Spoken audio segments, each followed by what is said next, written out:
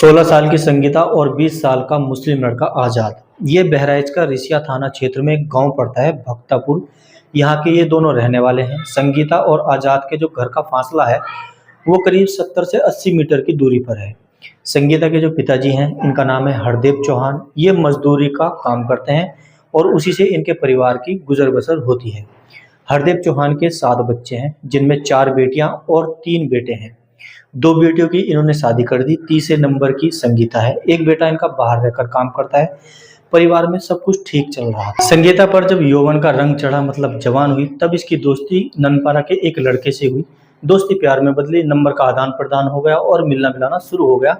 एक दिन संगीता उसके साथ घर से चली जाती है। हरदेव चौहान थाने पहुंचते हैं और अपनी बेटी की गुमशुदगी की रिपोर्ट दर्ज कराते हैं और कहते हैं कि बेटी का पता नहीं कहाँ चली गई है।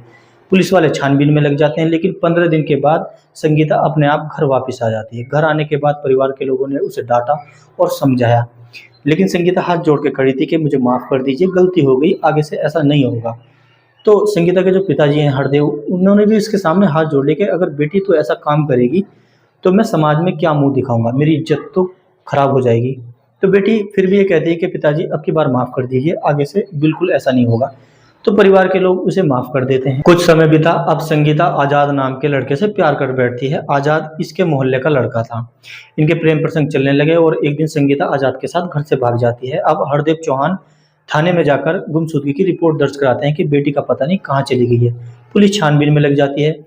पुलिस आजाद और संगीता को मुंबई से अरेस्ट करती है। संगीता को परिवार के हवाले कर देते हैं।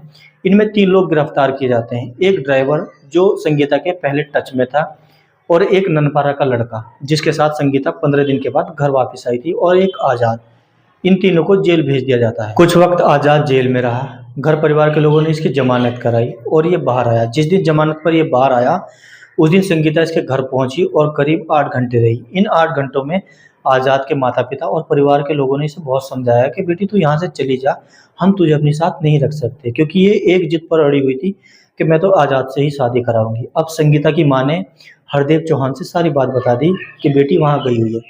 हरदेव चौहान थाने पहुंचे और कंप्लेन कर दी। पुलिस वाले आज़ाद के घर पहुंचे और संगीता को वहाँ से बरामद किया। संगीता को परिवार के हवाले कर दिया। अब आज़ाद के परिवार के लोगों ने तो कह दिया पुलिस वालों से कि हमने तो इसे नहीं बुलाया था, ये तो ज़बरदस्ती यहाँ रुकी हुई थी, हम तो इसे मना भी कर रहे थे कि बेटी तू यहाँ से चली जा, लेकिन ये जिद पर अड़ी हुई थी कि मैं तो आज़ाद के साथ ही रहूँगी।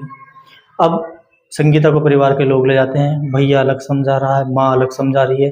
पिताजी जो हैं हरदेव, उन्होंने अपनी पगड़ी उतार के इसके सामने रख दी कि बेटी मुझे माफ़ कर दे, मैं तेरे आगे हाथ जोड़ रहा हूँ, ऐसे काम तो मत कर। गांव समाज में मैं क्या मुंह दिखाऊंगा, लेकिन ये जिद पर अड़ी हुई थी कि मैं तो आज़ाद के साथ ही शादी करूंगी। अब परिवार के लोग कह रहे हैं कि वो मुस्लिम नहीं होता तो हम तेरी शादी कर देते हैं, वो हमारी बिरादरी का लड़का नहीं है। जब ज़्यादा ही तंग आ गए परिवार के लोग, सुबह हुई। हरदेव चौहान थाने पहुंचे और पुलिस वालों को अपने घर ले आए। संगीता की मां ने हरदेव चौहान का नाम लिया कि इन्होंने ही बेटी को मारा है। हरदेव चौहान कहते हैं कि बताओ और मैं क्या करता, इसने हमारा जीना हराम कर रखा था। 3 बार का इसका हो गया था, घर से बाहर निकल जाया करती थी और कई कई दिन में आया करती थी। गांव में अलग तरह तरह की बातें चल रही थी और मैं क्या करता। देख लो भाई जमाना कितना खराब हो गया। ऐसी औलाद से तो बे औलाद सही है। बाकी इस वीडियो के बारे में आपकी क्या राय है कमेंट सेक्शन में ज़रूर बताएं। अपना और अपनों का ख्याल रखें। धन्यवाद।